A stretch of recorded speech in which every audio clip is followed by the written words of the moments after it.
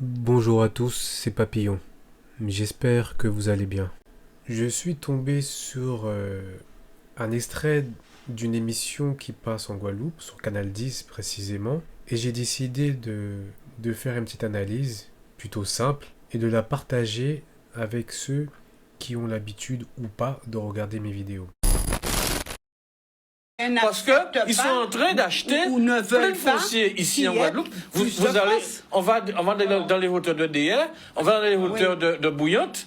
Eh bien, ils sont en train de créer des ghettos de Caucasiens. Et à la limite, à un moment donné, peut-être qu'on n'aura pas le droit de passage. J'espère que pour certains, vous avez bien entendu ce que ce monsieur a dit. Parce que c'est pas comme si certains d'entre nous n'avaient pas essayé de faire prendre conscience du danger. Mais je vais repasser l'extrait pour ceux qui ont du mal à entendre, du mal à se réveiller.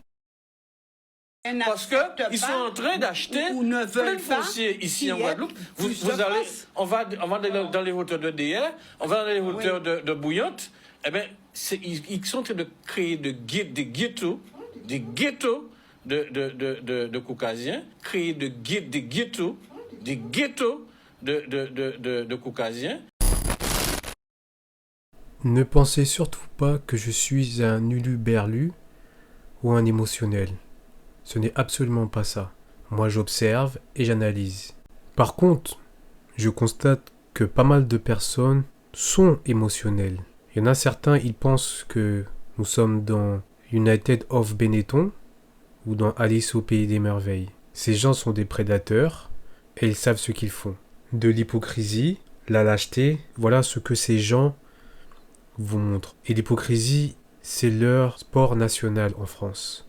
Arrivez tout doucement et hop, coup de couteau dans le dos. Oui, ces gens, ce sont les locodermes que je parle bien entendu, si vous n'avez pas compris jusque-là. Cela vous choque? Et pourtant, il y a un risque. Je sais ce que vous allez me dire. Moi, j'ai un ami, il est gentil, il comprend notre combat. Mais je m'en fous qu'il comprenne ton combat. Là, tu me parles d'individualité. Bien entendu que on a tous un ami, chacun de notre côté, qui comprend notre combat. Mais je parle pas d'individualité, je parle de groupe. Le groupe a toujours été dangereux, et je vais vous le montrer tout de suite. Pourquoi voulez-vous vous mélanger avec les Noirs? Les Noirs sont leurs ennemis, une colo de vacances raciste, ça se passe en Afrique du Sud. Ce qu'on vient de voir là, c'est les images d'un camp du Commando Corps. Ils existent depuis 10 ans là-bas, sans vraiment être menacés. Dans ce camp raciste, des adultes entraînent des jeunes à partir de 8 ans avec un seul mot d'ordre, préserver la population blanche des Noirs. Nous avons peur d'eux parce qu'ils sont plus nombreux que nous. Et ils veulent se venger de nous. Ouais, Ils veulent nous tuer. ils veulent nous tuer. C'est vraiment une dinguerie. Je pense que la majeure partie des gens ont vu cette vidéo ou ont sans doute vu le reportage. Ce reportage se passe en Afrique du Sud. En Afrique du Sud, l'Afrique en général est un continent noir. L'Afrique du Sud est un pays de mélanodermes.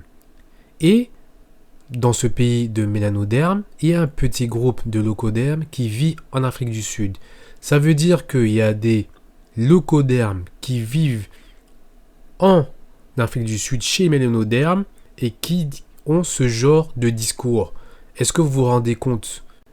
Mais cet exemple était juste pour illustrer ce qui peut éventuellement se passer en Guadeloupe, en Martinique, en Guyane et les autres départements d'outre-mer. Vous pensez vraiment qu'ils ne sont pas capables de refaire la même chose en Guadeloupe, par exemple? Observez ce qu'il se passe en Kanaki. Ils sont venus doucement et ensuite, pendant le vote pour une autonomie, le non l'a emporté. Pourquoi? Parce qu'au fur et à mesure du temps, ces gens qu'on nomme leucodermes se sont retrouvés majoritaires. Un plan bien ficelé à vrai dire. Déjà en Guadeloupe, parfois, il arrive que lorsque tu passes à certains endroits où ils sont majoritaires, ils te regardent l'air de dire « Qu'est-ce qu'il fait là, celui-là ?» Ou encore mieux, des fois, ils font des murs pour empêcher que les autochtones, les aborigènes passent chez eux. Ils privatisent des plages. Mais vous vous rendez compte? Ces gens ont un souci psychologique, c'est incroyable. Mais en réalité, l'ennemi du mélanoderme, c'est le mélanoderme. Les choses se passent sous leurs yeux, mais il n'y a rien à faire. Pour ceux qui voudraient être avec eux, qui les aiment, qui les apprécient, qui les prennent pour leur Dieu, ne pas hésiter à prendre l'avion et à partir avec eux, vivre avec eux. Vous manquerez à personne. Parce que j'ai l'impression que vous êtes là pour mettre des bâtons dans les roues des autres noirs. Là, je vous ai montré un exemple pour l'Afrique du Sud. Mais il y a plein d'autres exemples. La Nouvelle-Zélande, par exemple, les États-Unis, le Canada, l'Australie. Franchement, je veux vous dire, il y a tellement d'exemples. Sans compter leurs hommes de main, leurs hommes à tout faire, les Arabes et les Maghrébins.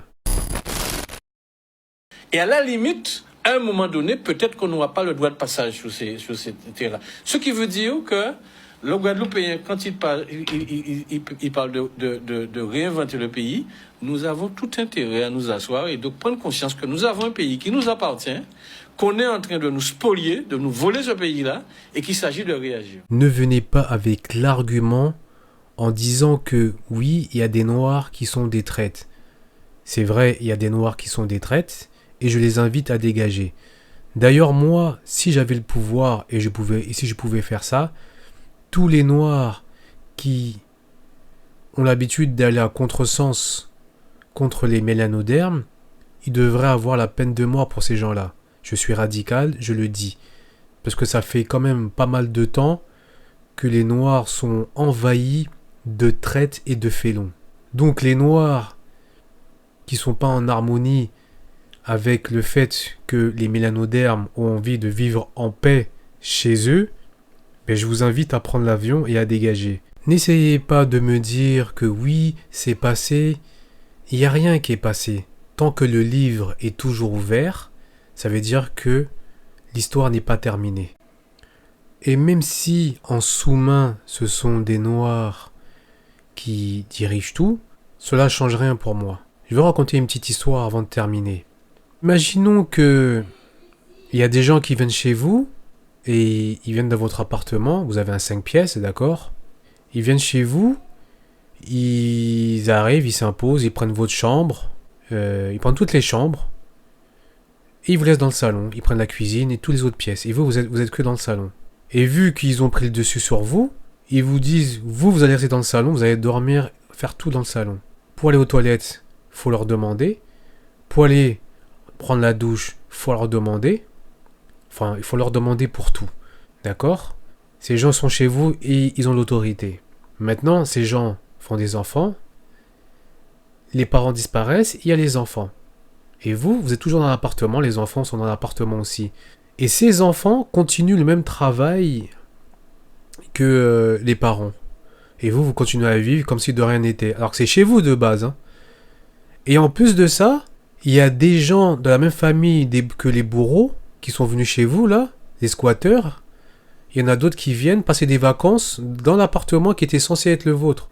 Et vous faites comme si de rien n'était, vous vivez avec eux dans l'appartement, avec des vacanciers de leur famille, et vous passez des vacances avec eux. Tranquillement. Moi, je me demande qui va accepter ce genre de choses, vous voyez? Qui va accepter ce genre de choses? Parce que c'est exactement ce qui se passe dans les Outre-mer. Vous vivez avec vos bourreaux, et ça ne vous dérange pas. Nous sommes racistes. Vous êtes aveugles? Soit vous êtes raciste, soit vous refusez de l'admettre. Chacun d'entre nous, peu importe le pays, en Europe, aux États-Unis ou ailleurs, est raciste. Certains sont juste dans le déni. C'est un problème de cerveau. I'll be back. I'll be back. I'll be back.